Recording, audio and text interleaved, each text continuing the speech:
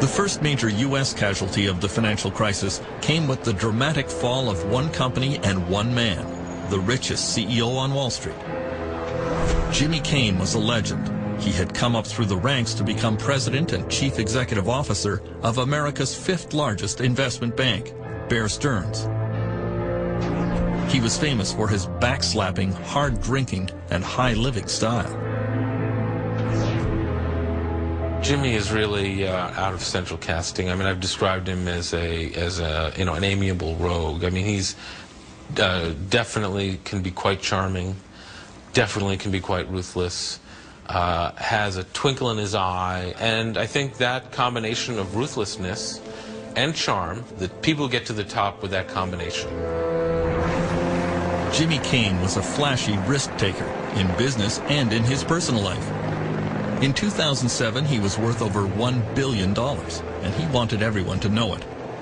Every Thursday afternoon after the stock market closed, he would board a private helicopter a few blocks from his Manhattan office and fly off to his country house on the Jersey Shore for weekends of bridge and golf. He did have one troubling habit that would come back to haunt him. He used to brag about smoking pot. I'm in the elevator of Bear Stearns, and it was 2004, 2005, and Jimmy Cain tried to hand me what looked like a joint. I'm not kidding. Cain's pot smoking became public at the worst possible time for his firm.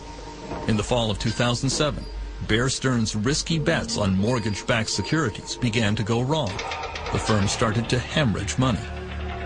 Then in November, the Wall Street Journal carried a front-page story which portrayed Jimmy Cain as an absentee landlord who was always out of touch at either golf games or bridge tournaments while his firm was in crisis.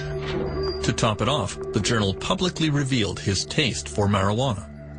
Joe Kernan, who's my colleague on CNBC, says, "Hey, Charlie, what do you think about that hatchet job that the Journal just did on Jimmy Cain?" And I don't know why I did this, but I started imitating smoking a joint. Force issue, but also apparently, that whole bit. Little smoke and a little what did he pot say? there. Listen, 2 minutes later, my cell phone rings, and it's Jimmy Cain screaming at me. And he's like, "What are you doing? I don't smoke pot." I said, "Stop it. Stop it." I said, "Listen, who cares? I mean, you're not breaking the, it's kind of a harmless crime. Why don't you just laugh it off?" And I'll never forget what he said to me. He goes, "Laugh it off. You try to laugh it off. You're not running a company." You know, Jimmy had made a lot of enemies on Wall Street. It's a very competitive Darwinian place. If they smelled, chum in the water, the sharks are going to circle. In January 2008, Jimmy Cain was forced out of the CEO position and became an unpaid chairman of the board at Bear Stearns, but the firm continued a downward slide. It had more exposure to toxic financial products than any other Wall Street firm.